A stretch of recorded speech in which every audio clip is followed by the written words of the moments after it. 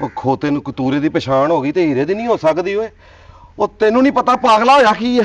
ਇਮਲੀ ਨਹੀਂ ਇਮਲੀ, ਆਹੋ ਉਹਨੇ ਅੱਜ ਮੇਰੀ ਨਾ ਫੇਸਬੁੱਕ ਤੇ ਇੱਕ ਅਮਰੀਕਾ 'ਚ ਨਿਊਯਾਰਕ 'ਚ ਕੁੜੀ ਰਹਿੰਦੀ ਉਹਦੇ ਨਾਲ ਗੱਲ ਕਰਾਤੀ। ਤੇਰੀ? ਆਹੋ ਮੇਰੀ ਕਰਾਈ।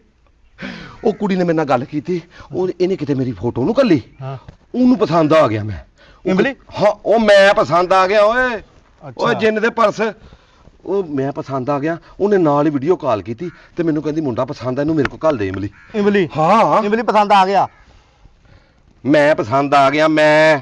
ਤੇ ਹੁਣ ਗੱਲ ਇਹ ਆ ਡੋਨ ਸਾਹਿਬ, ਮੈਨੂੰ ਕੋਈ ਨਹੀਂ ਪਤਾ, ਮੈਂ ਬੁੱਢੀ ਵੀ ਛੱਡ ਜਾਣੀ, ਅੱਬਾ ਵੀ ਛੱਡ ਜਾਣਾ, ਚੁੱਪ ਕਰਕੇ ਨਾ ਉਹਦੇ ਨਾਲ ਵਿਆਹ ਕਰਕੇ ਤਾਂ ਮੈਂ ਫੌਰ ਅਮਰੀਕਾ ਹੀ। ਇਮਲੀ ਨੇ ਮੈਨੂੰ ਕਿਹਾ ਵੀ ਆਪਣਾ ਪਾਸਪੋਰਟ ਬਣਾ, ਆਪਣੇ ਕਾਗਜ਼ ਪੂਰੇ ਕਰ ਤੇ ਮੈਂ ਉਹਦੇ ਨਾਲ ਨਾ ਤੇਰੀ ਗੱਲ ਪੂਰੀ ਕਰਦਾ।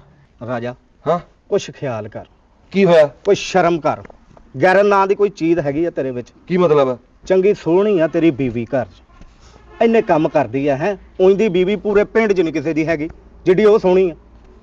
ਉਹ ਮੈਂ ਛੱਡ ਦੇਣਾ ਉਹਨੂੰ ਛੱਡ ਦੇਣਾ? ਹਾਂ। ਇਹ ਗੱਲ ਦੱਸਾਂ ਤੈਨੂੰ, ਹਾਂ ਜਦੋਂ ਤੂੰ ਛੱਡਣਾ ਨਾ ਹਾਂ ਉਹਦਾ ਵਿਆਹ ਮੇਰੇ ਨਾਲ ਕਰ ਦੇ। ਤੂੰ ਫਿਕਰ ਨਾ ਕਰ, ਮੈਂ ਤੇਰੇ ਲਈ ਕੋਈ ਬਿੱਲੀ ਲੱਭਦਾ।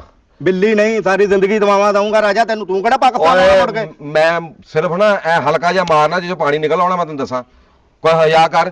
ਉਹ ਭਾਈਆ ਹੈ ਭਾਈਆ, ਗੱਲ ਸੁਣ ਲੈ ਪਹਿਲੇ ਮੇਰੀ ਇੱਕ ਹੋਰ। ਉਸ ਫਰਾਡੀਆ ਦੇ ਮਗਰ ਨਾ ਲੱਗੇ ਮਿਲੀ ਦੇ, ਉਹ ਪੂਰਾ ਫਰਾਡੀਆ ਹੀ ਆ, ਤੂੰ ਉਹਦੇ ਮਗਰ ਲੱਗ ਗਿਆ। ਹੁਣ ਉਹ ਮੇਰਾ ਭਲਾ ਸੋਚਣ ਲੱਗਾ ਤੇ ਫਰਾਡੀਆ ਹੋ ਗਿਆ ਹੈ। ਤੁਸੀਂ ਮੈਂ ਕਹਿੰਦਾ ਤੇਰੇ ਪਿੱਛੇ ਲੱਗ ਗਿਆ ਤੇ ਬੜਾ ਮੈਨੂੰ ਮੇਰਾ ਗੂਗਲ ਤੇ ਸਰਚ ਦੇ ਨਾਂ ਆਉਣ ਲੱਗ ਪਿਆ। ਤੁਸੀਂ ਸੜੋ, ਉਹਨੇ ਮੇਰਾ ਭਲਾ ਸੋਚਿਆ ਤੇ ਤੁਹਾਡੇ ਲਈ ਉਹ ਫਰਾਡੀਆ ਹੋ ਗਿਆ। ਮੈਂ ਸਹੀ ਕਹਿਣ ਡਿਆ, ਮੰਨ ਲੈ। ਉਹ ਜਾ ਕੰਮ ਕਰ।